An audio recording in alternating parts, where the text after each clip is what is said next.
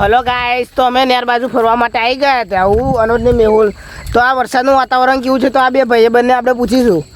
તો હું કેવું મેહુલભાઈ, આ વરસાદ તો એટલો બધો પડ્યા છે ને એ અઠવાડિયા અહીં નોકરી નહીં જો હું ને મારા માથા પર એટલો બધો લોડ છે ને હપ્તાનો તો માથી હપ્તા જ કેવું કઈને આવશે તે ખબર નહીં પડતી. આવું એવું છે. હા, અંબાલાલ કાકાને હું કેવું મારે તે એટલી મોટી આગાહી કરી દીધી. ફરી વાર આગાહી કરો કે હજુ આગાહી કરશે તો અમે હપ્તા કઈ ભરીશું, પછી પેલાન્ટી છડાઈ દેશે તો બધા.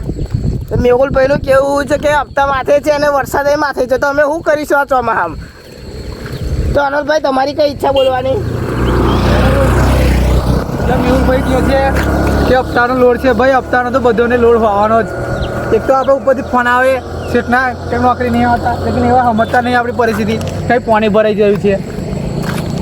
તો તમે જોયું છે કે આ બેની એટલી ખતરનાક કન્ડિશન છે કે એમને હપ્તા ભરવાના પણ પૈસા નહીં, આ બેને નોકરી પણ જવાતું નહીં. તેવા શું કરી શકીએ? એમને લોન પર નહીં મળતી કેમ કે અમે સિવિલ સ્કોર લોનો લઈ લઈને બગાડી નાખે છે. તો તમારું શું કહેવું કોમેન્ટમાં જણાવો.